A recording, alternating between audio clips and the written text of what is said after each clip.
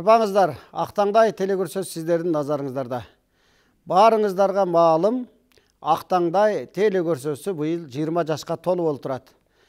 Егемендүүлүктүн 30 жылдығына, Ақтаңдай теледолбоорунун 20 жылдығына, Ош шаарынын майрамын утурлай мамлекеттик тил күнү Ақтаңдай 2021 республикалык төкмө акындардын алтын комуз байгесине арналган айтышты түрүлгөн түштүк ооматтуу Ош шаарыбызда өткөрдүк. Биз көрсөтүүлөрүбүздө ушул Ақтаңдайда сиздерге ошол тандоо турунун Санжыра эс алуу борборунда тартылган тандоо турунун ар бир жуптарын Ақтаңдай телекөрсөзүнө сиздерге тартууну туура таап олтурабыз. Анда сөз башынан болсун.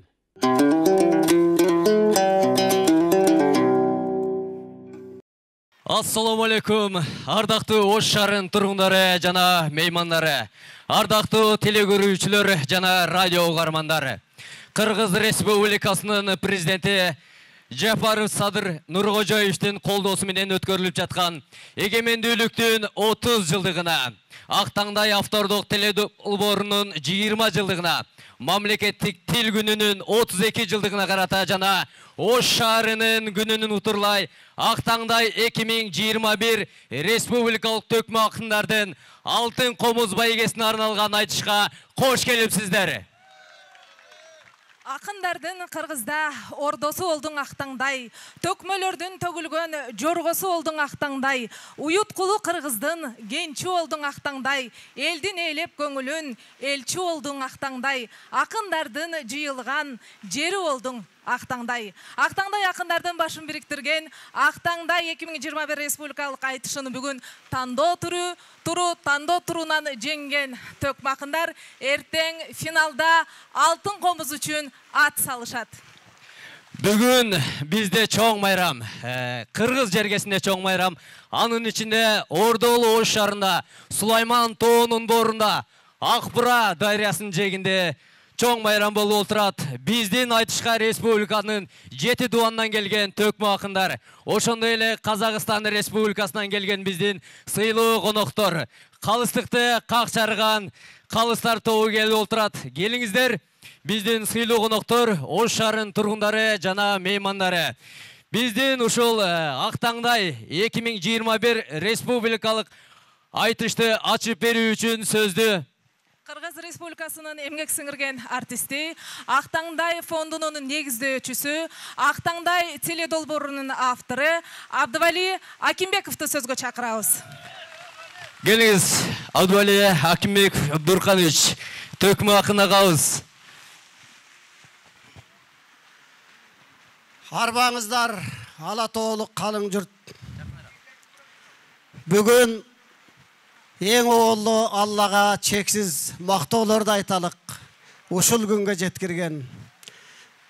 Сүйүктүү, касиеттүү Суйкайган Сулайман тоонун этегинде 30 кылым 21 жыл өткөргөн ооматтуу түштүк борборубузда Суйкайган Сулайман тоого жарашкан те кылымдарды карыткан Айтылуу Акбура суусунун жээгинде кылымды карыткан хам манастын элинде чоң майрам, байрамыңыздар кут болсун.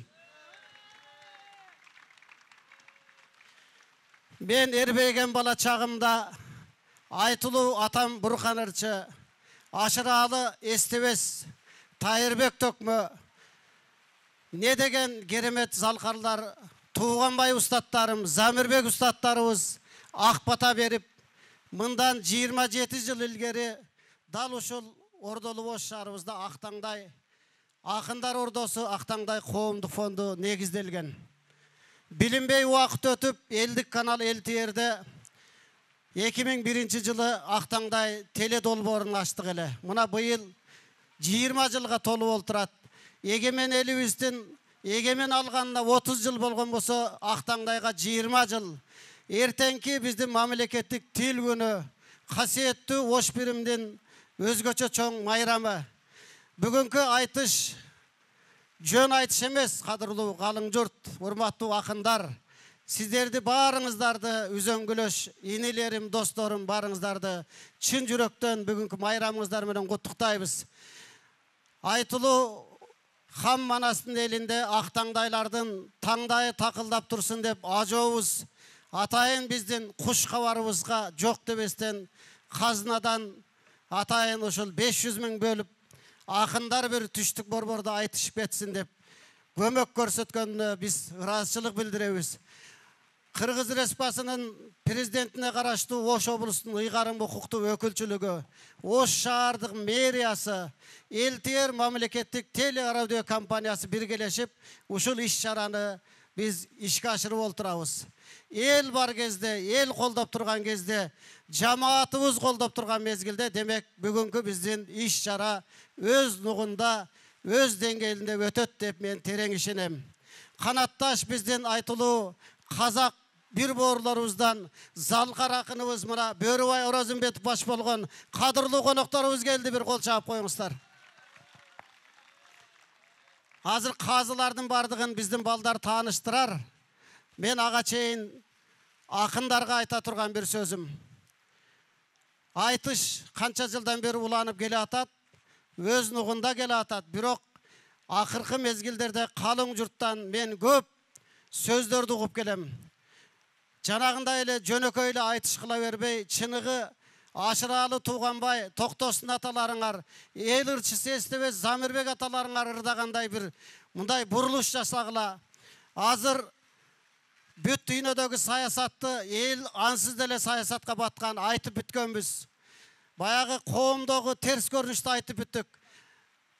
Хам Манастын жанында Рамандын ырчулу атабыз баш болгон залкарлар бизге чоң олжону тыштаган. Ошол олжонун нугунда кетели балдарым. Досторум, акындар, ошону айтар элем. Биз жоого ылайык бардыгын акындарга айтканбыз, аны кайталап отурбайм, баары маалым. Негизи бүгүн бул жерде Орта Азияда, Казакстанда болбогон чоң иш-чаранын дагы бири болуп отурат. Бул 2015 жылы кыргыз журтчулугубузда чыган инсандардын катарында меценат мына кашыбызда олтурат Ниязбек Айбашев агабыз алтын комуз байгесин коюп өз чөнтөгүнөн алтын комузду алгачкы жолу уюштуруп берген. Мына ушул алтын комуздун автору Ниязбек Айбашев олтурат бул жерде. Бүгүн да ошол алтын комузду уюштуруп олтурат. Ошол алтын комузду ишке ашырган ошол учурда биздин Элтер мамлекеттик телерадио компаниясынын башкы директору болгон Максуда Жаныбековна карашчылык билдиребиз. Бул киши алтын комуз деп туруп ушул идеянын эң башында көтөргөн ушул инсан. Рахмат сиздерге. Эми быйылкы алтын комузда баштагы 2015-те биздин эл акыны Рахматулла Козукеев алган болсо алтын комузду. Бүгүн мен ойлойм ушул таңдайы такылдаган акындарыбыздын бирөөсү маңдайына багына кандай жазылган болсо ошол акын алтын комузга ээ болсун. Мен тилегим ошол. Алтын комузду биз 2 алтын комуз даярдадык. Бирөөсүн мына Улуу Сулайман тоонун этегинде турган Сулайман тоо музейине коебуз, эртең беребиз. Ал эми бүгүнкү айтышты мен көп созбой акындарыбыз жупташты. Убакытты кетирбей эле ошондой чечтик. Ал эми акындарга айта турган нерсем, баарыңыздарга ак жол каалайм. Чыныгы бурулуш жасап бериңиздер. Биздин залкар СССРден эл артисти Болот Шамчиев маркум бизге чоң бурулуш жасаган. Ошондой бурулуш бүгүн жасап бериңиздер. Мен сиздерден өтүнөм. Ал эми бүгүн сиздер дайым 10 көтөргөн, 10 деп келесиздер. Бүгүн ишибиз 5 болсун деп бал 5ке чейин болот. 3-төн 5ке чейин болот. Ылайым бул жагы да 5 болсун. Бүгүнкү ошол айтышыбызды түз эфирде ачык деп жарыялаймын. Анда сөзгө Элтер мамлекеттик телерадио компаниясынын башкы мүдүрү Эрлан Догдурбековду жана Калыстар тоонун төрайымы Кыргыз Республикасынын эл артисти Токтогул атындагы мамлекеттик сыйлыктын ээси Манас орденинин кавалери Түрк сойдун алтын жылдызы далай элибиздин дүйнөдөгү бардык ушул элдик музыканы дүйнөгө таанткан биздин сайраган салмактуу Саламатхан Садыкова эжекебиз. Куш келипсиздер.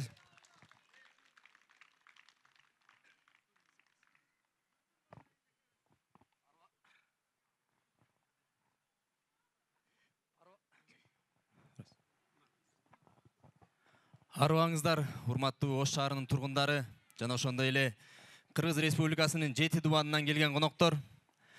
Мына ошентип бүгүн ак таңдай телекөрсөтүүбүздүн 20 жылдыгын өткөрүп турабыз.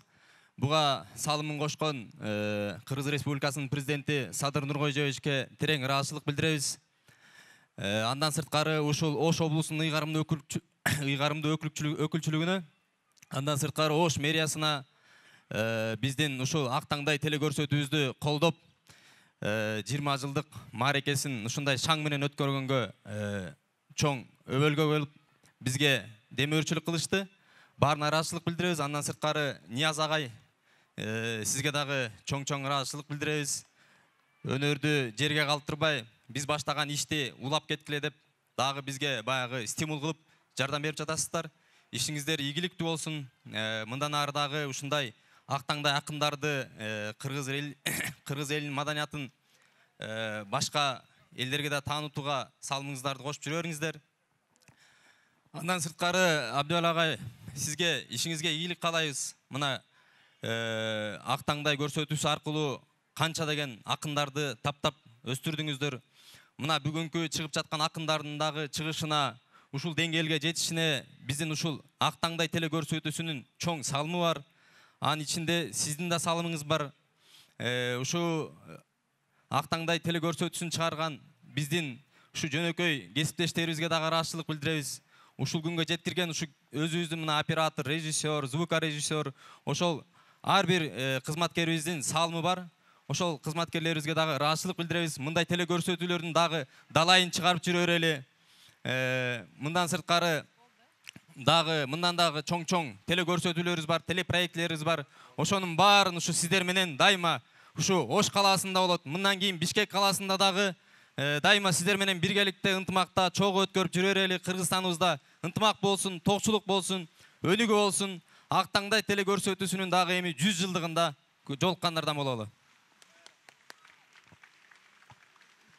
Чоң рахмат. Кайырлуу кеч, калың журт.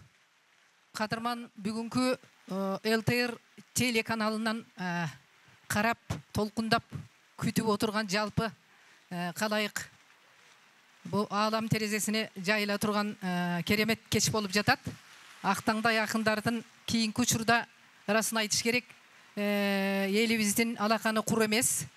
Азыр эле Абдыкем айтып өткөн Ашкелердин, Эстекемдин, Замикемдин, ошол мыкты залкар төкмө акындарыбыздын жанында колтугунда далай ээрчишип биз өстүк. А кишилердин жөн эле турганынын өзү бир бүтүндөй бир дүйнө, бүтүндөй бир баян эле. Кыргыз жыттанып турат эле. Кыргыз деген улуттун бардык нускасын ошо кишилердин тулку боюнан көрүп турат элек да. Мына төкмө акындарыбыздын кийинки учурда бир жакшы толкуну келе жатат. Биз ушуга мактанышыбыз керек, биз ошону менен сыймыктанышыбыз керек. Арасында жорголору бар дегендей, күлүктөрү бар дегендей, төкмө акындык болгондон кийин баягы сөздүн чебери, алардын дымагы дегендей, маңдайга жазганы, таңдайга салганы бүгүн ортого элдин ордосунда бир жаркырап көрүнгөнү турат. Акындык өнөр оңой өнөр эмес.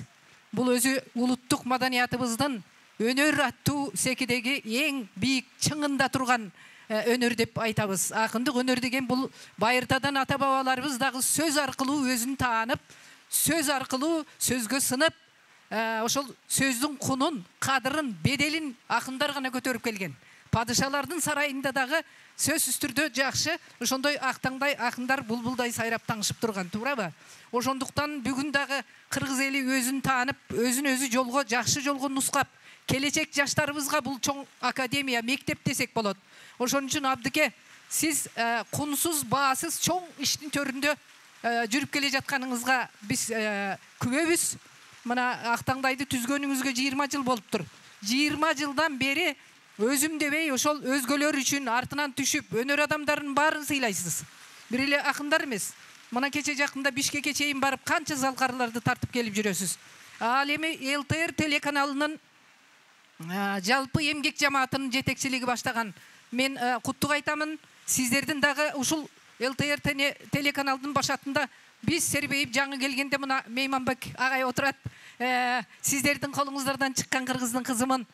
Ушул төрдөн бүгүн дагы жаш биздин булбулдарыбыз, куштарыбыз терезеден учуп чыгып атат, туурабы? Ошол өзүбүздүн кыргыздын бир нукура касиетин алып көрсөткөндөн эринбей эмгек жасап жатасыздар. Маңдай териңиздер акталсын ылайым. Ушунун жемиши болсун. Мабы турган жаштарыбыз келечекте өсүп, акындык өнөрдүн чоң вазифасы бул коомду, адамдын ыйманын тазартып, жакшылыкка үндөп, анын бир адамдардын көз карашын, беделин көтөрүп туруш керек экен. Элибизди мактаңыздар. Биздин турмушубуздун бүгүн болуп турган байманалуу, мана бу дөйлөттүү турмушта, бул жаркыраган ушундай, биз адеп чыкканда мындай телеканалдар жок эле. Мына азыр тетиги экрандын атын эмне деп койчу эле? Лет экран деп коет. Мындайларды кинодон көрчү элек. Кече кийин мына баягы ырыскы оошот, бакыт жугушат деп кыргыз маданияты дүйнөгө, ааламга чыгып келип жаткан сайын баягы кыдыр дарып, илгеркилер айткан, деңиз суу кечкен, мазар баскан деген сөз бекер айтылбаса керек. Кыргыз өнөрү бүгүн ааламга, батышка, күнчыгышка кандай канат сермеп турган болсо, ошол өнүккөн өлкөлөрдүн жакшылыгы биздин да төрүбүздө жаркырап турат. Мына ошого Кудайга того шүгүр кылабыз. Акындарга болсо мен жалпы баарыңыздарга ийгилик каалаймын. Элибиздин төрүнө ырыскы береке чакырыңыздар. Майрам куттуу болсун.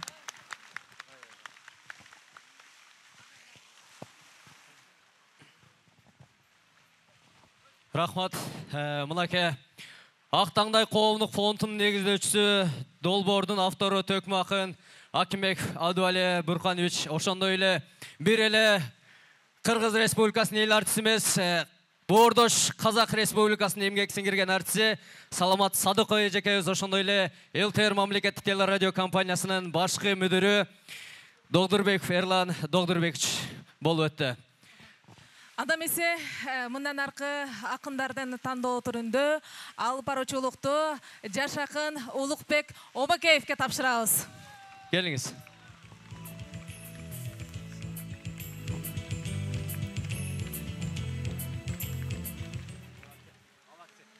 Акындык деген чоң өнөр, асылы тилде, мөрүндө, кошобон болуп бекиген, комуздун кылы тегинде, жети сабайтуу орураак, жеткенче тоого, жөгүндө, жаңшаса төкмө ырдарып, жамгурдай куят кегүндө, жарыя чыгат ааламга, жатпастан сөздөр ченинде, ырамандын ырчы ул, ыр менен жеткен бежинге, а бүгүн болсо чоң айтыш, Сулайман тоонун түбүндө, ак буура дайра жегинде.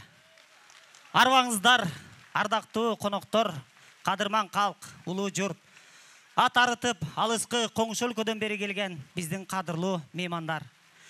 Президенттин, Кыргыз Республикасынын президентинин колдоосу, Ош шаарынын мэриясы, Ош облустук администрациясынын көмөгү жана ошондой эле Ақтаңдай теледолбоорунун уюштуруусу менен өтүп жаткан Кыргыз Республикасынын эгемендүүлүк күнүнө, Кыргыз Республикасынын мамлекеттик тил күнү кабыл алган күнгө утурлай Ақтаңдай телекөрсөтүүсүнүн 20 жылдык мааракесине карата жана ошондой эле Ош шаарынын күнүнө карата өткөрүлүп жаткан Алтын комуз Ақтаңдай акындар айтышын баштайбыз.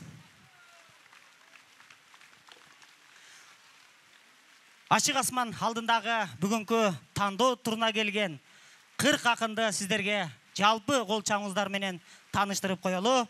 Анда эмесе баарыңыздар колдоп, коштоп, кол чаап туруңуздар.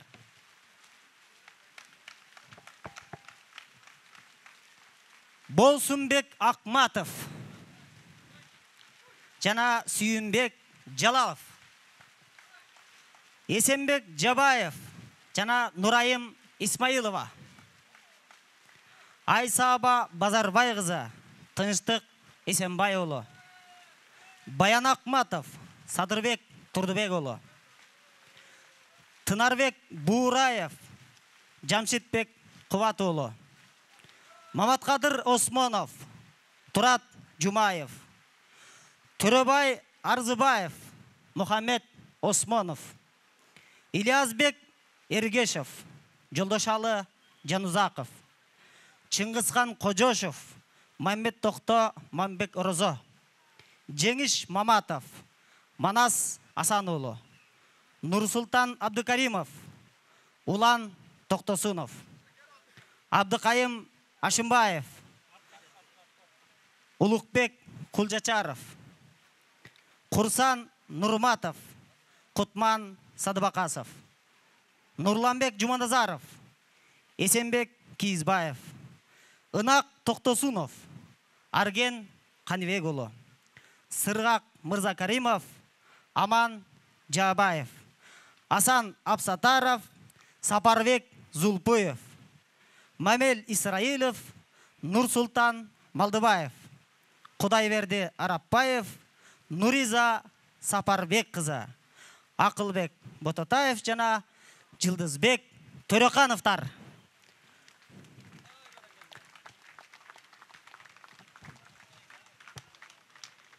Кадырман халк, урматтуу айтыш көрмандар, мына сиздердин алдыңыздарда кыркалакай тизилген кыргыз туу өнөрүнүн ээлери төкмакында турат. Мына ушул төкмакындар бүгүн 20 жуп айтышып, арасынан 14 акын тандалып алынат дагы. Эртең ушул маалда Ош облустук драм театрында баш байге алтын комуз үчүн ат салышат. Анда эмесе мына ушул биздин актаңдай акындарыбыздын талантын, өнөрүн сынап, сиздерге алтын комуз байге ээсин аныктап берген калыстар курамы менен тааныштырып коюга уруксат этиңиздер. Кыргыз Республикасынын эл артисти, Токтогул атындагы мамлекеттик сыйлыктын лауреаты, Казакстандын эмгек сиңирген артисти, Манас орденинин кавалери, Түрксойдун Ардак орденинин ээси, калыстар курамынын төрайымы Саламат Садыкова. Кыргыз Республикасынын маданиятын эмгек сиңирген ишмер, ЛТР мамлекеттик телерадио компаниясынын ардагери, уста тагайыбыз Касымов Мейманбек. Интерньюстун Кыргызстандагы өкүлчүлүгүнүн кыргыз тилдүү аймактык журналистикасынын өнүктүрүү боюнча координатору, ЛТР МТРКсынын мурдагы генералдык директору, Алтын комуз байгесинин идеясын сунуштаган авторлордун бири Айтиева Масуда Жаныбековна. Дагы бир калыстар тобунун мүчөсү Боордош казак элинен келген, Казакстан жана Өзбекстандын эл аралык жазуучулар союзунун мүчөсү, эл аралык айшыктардын жеңүүчүсү Токтогул Шолов атындагы алтын калемдин жана Данышман медалинин ээси Данакер акын Бөрүбай Оразымбетов. Калыстар тобунун дагы бир мүчөсү, мына эртең баш байгени ала турган алтын комузду жасаган, ошол алтын комуз байгесин негиздеген меценат биздин агабыз Айбашев Ниязбек Тилебалдиевич, алтын комуз байгесинин ээси, автору. Европа усталарынын бирлигинин мүчөсү, чебер уста, маданияттын мыкты кызматкери, алтын комузду чапкан инсан Берикбаев Маратбек Апилетович. Калыстар тобунун дагы бир мүчөсү, Ош мамлекеттик университетинин индустриалдык педагогикалык колледжинин директору, педагог илимдеринин кандидаты, доцент, уста тагайыбыз Шайынкулов Олжобай Акматович. Ал эми калыстар тобунун катчысы, ЛТР МТРКсынын Жалалабад облусу боюнча өкүлү Сабирахунова Кыял Тойгонбаева болмокчу. Урматтуу айтыш көрмандары, бүгүнкү айтыш өзгөчө, анткени мына ушул кашыңыздарда турган бардык акындар үйдөн даярданып келбей, ушул жерден, бул жерде билеттерден алып, дароо сиздердин алдыңыздарда тема боюнча айтыш курат. Мен дагы Абдыбай агай акындар даярданбай келет дегенден, бул жерге мен деле акындар ошоп даярданбай келейинчи деп алдыңыздарга чыгып отурам. Бирок кара сөз сүйлөгөн мага да ушунча оор болуп турат. Демек акындарга дагы ошончолук оор экенин түшүнүп кое бериңиздер. Ошон үчүн бул акындарга сиздердин колдооңуздар, коштооңуздар керек, кол чабыңыздар керек. Анда эмесе сиздердин шаңдуу кол чабыңыздар менен акындарды өз ордуларына узаталы дагы. биринчи жұптарды бул жака калуусун өтүнөбүз.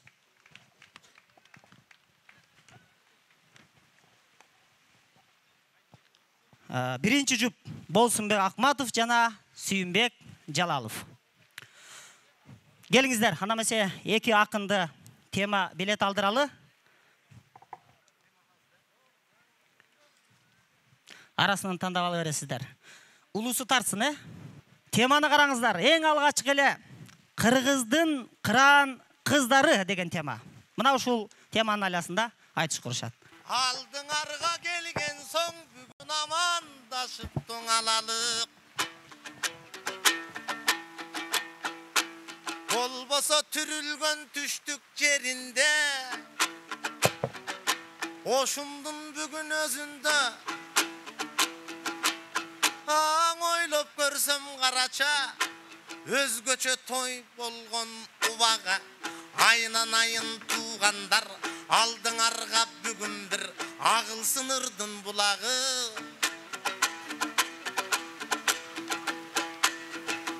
Аң абды байлагам кеп айтып акындардын бардыгын бүгүн айтыш курабыз деп айтып биз дагы кабар алганбыз. Кадимки Токтогул жеринен Кетмен төбөң элинен бүгүн бастырып келип жалпыңа учурашкандой чак экен. Эми кагылайын туугандар ак тойго келип тургандар айланайын туугандар алтындай сөздүн бүгүн бир каймагын калпып тургандар. Бул жерден чекти кармасак ано берибиз бир болду. Оштой болгон шаарымдын акын болочок балдары мына Сүйүнбек Байкем бүгүн бир өзүбүз менен бир болду. Эмиң алыстабай нетеле теманын айтып той кетеле. Кыргыздын кыраны кыздара кыйын болгон эселе. Эмиң айынан айын туугандар болбосо мына карача айланада жалпысы бүгүн акынды колдоп той тургандар. Бүгүн ага туган эл келди акындарга ой дем берди. Апаларым келиште акындарды бүгүн өзгөчө колдоп ой беришти. Эмиң айынан айын апалар өмүр булагы, апалар өмүр улады, апалар бар дүйнөдөн урабайт бир да дубады.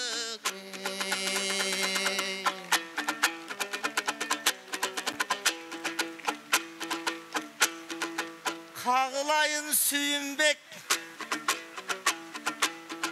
алыстан бүгүн келдиң деп Ордолуң Оштун шаарында тозуп алып агаңды бүгүн сыйлап турган убагың.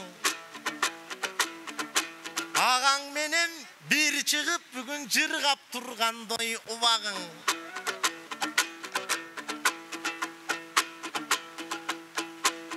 Эми бакылдабай нетеле жаш балдар келди жаныма, ой ийниме кезек береле.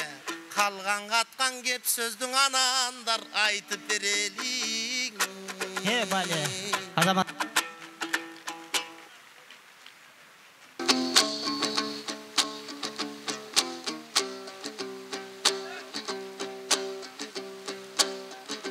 Арыба кыргыз, арыбаң ала тону жер деген. Таймашка түшүп ардайым намысты колдон бербеген. Адал эмгек иш менен ардайым бешенеси тердеген. Кызыл тилди чабайын, элим анда кол чапса, элим берген дем менен. Оштун бүгүн майрамы көрсөтпөйүн бошумду.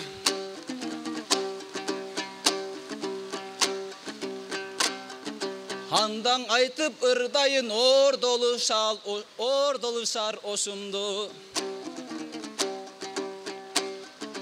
Oş şarım özü çınından 3000 жылды qarıtkan orun algan tarıhtan.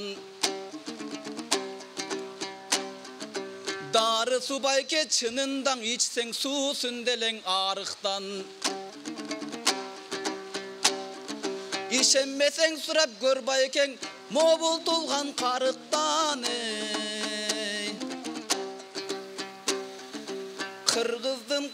Kırgızdın kıran kızların ilgerten batır boluşkan.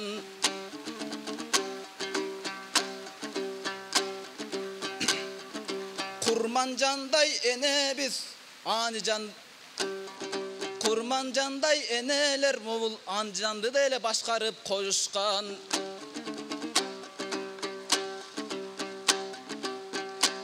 Oy tamaşa geptin aytayın anandan olar. Alın bek atalardın mesin oyuşkan.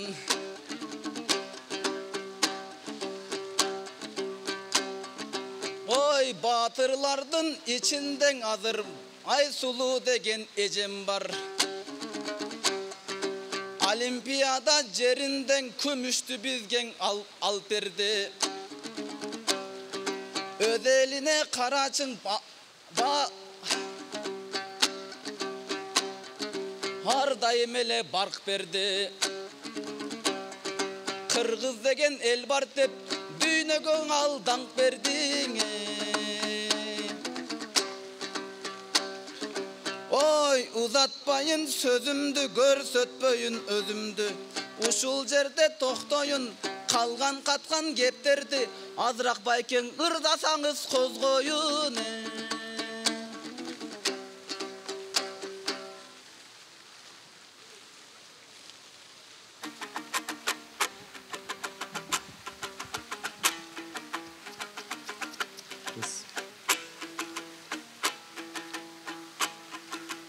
Haylanayın iyini çek.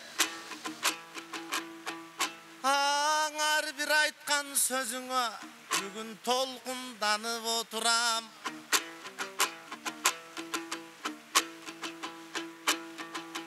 Өзүң менен bir чыгып айтор бүгүн ошумдун жакшы жеринде. Oy çoğulup birgen olturam. Sen aytıp öttün bir neçen mınağı apalarımız jönünde. Buragancı yandın ayttın da çoğal ayttı aytmadın. Emalı meselesin o özünçö. Kırgızdın oy kuttu jerinde bugün kut tamıp durgan uvaga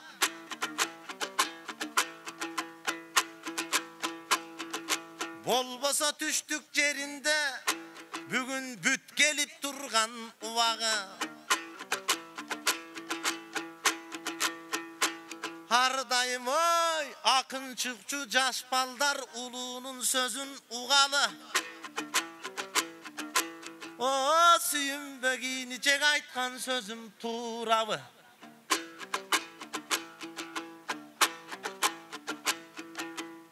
Ay nanayın iyini çek atayım bugün aldığına. Jarkılda vırdap durabız jaratkanga bugün bir miңiret şükür kılavız. Antkeni mına karaça akınдар gelip karaça aldыңарды bugün bir mayram şanga bölösün. Dağda bolsa buyursa Kırgızdın uşul elinden akın uğulдар törölsün. Kırgız bolgona Kırgız elim baykaçı bugün egemendü 30 жылgan oy tolgona. Bolboso özübüzdün bugün bir yenetilin uturlay. Ay aytıştın tökmün akındın. Oş çergesi bugün bir 20 jaşkan oy tolgona. Emi birinci çıkkan uşunday biraz tolkun da olur bolava. жанымдағы жаш балдар бүгіні ағалардан ой озоу. Қана бір қайрып көрчү сүйінбек, ай кейінкің ай сөзің жомоғың. Бале азаматсыз. 10 минут уақытыңыздар бар. Жиынтықты айтышын құрыңыздар, бір қайрып беріңіздер. Ей, анда бар бычаңырдап көрөйін, чүдеген бойдон жөнөйін, комуз менен төккөн соң мындай эми төгөйін, канамесе мен дагыңа бир даванда көрөйін. Ей, илгертен элең энелер батыр болгон карачы, батырлардын ичинен энелерди саначы. Керек болса байкең аңырдаваларды бираз жамачы. Ей, Манас менен тең чыккан кысакал деген чыккан бар. Керек болсоң эл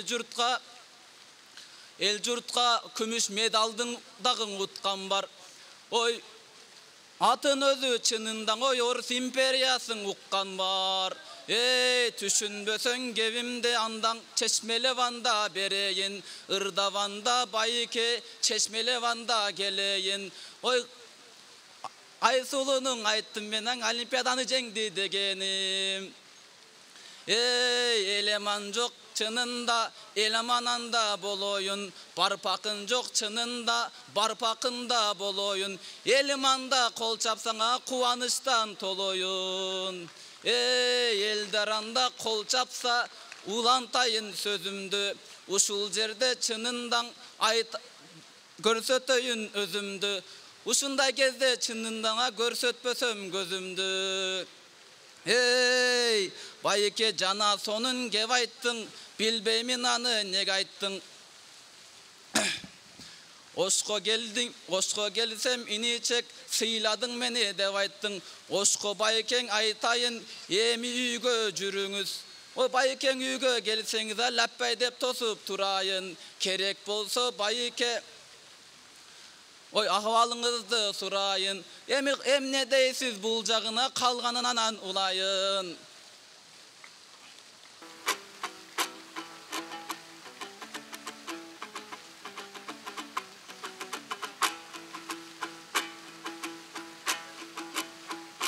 Кыргыздын дайым төрүндөн бактылуулук көп болсун.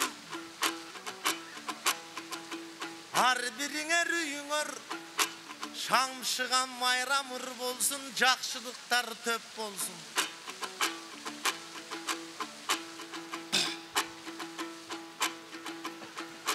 Барбыдай төккөн балдарың, баралына келгенде залкарлардай ой көп болсун. Эми кагылайын калайык, ушуну менен дой баралык. Кийинки ой келген акынга ийгилик калап алалык. Аман болсун жаныңар, ар дайым сак саламат болуңар.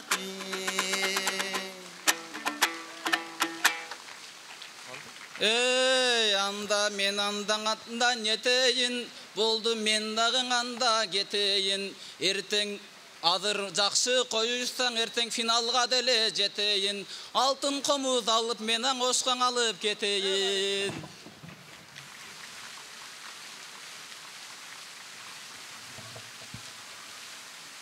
Мына кадырман телекөрөрмандар, Актаңдай 2021 республикалык төкмө акындардын алтын комуз байгесине арналган айтышта биз негизинен калыстар тобу менен төкмөлөргө атайын жарыя кылып, жобого ылайык айрыкча биз ушул эгемендүүлүккө Актаңдай телекөрсөсүнүн 20 жылдыгына Ош шаарынын майрамын утурлап, ошону менен бирге эле мамлекеттик тил күнүнө арналган айтышта биз ар бир акынга атайын билеттерди даярдап, алардын чыныгы дээринде эмне бар экенин дагы ушул калыстар менен тегиз көрө алдык. Мына сиздер жогорку көрсөтүүдө төкмөлөрдүн кандай дарамети бар экенине күбөдөр болдуңуздар. Биз кийинки көрсөтүүлөрдө дагы мындан кийинки жуптарды сиздерге тартууламакчыбыз. Ушуну менен көрсөтүү соңуна чыкты. Аман тұрыңыздар.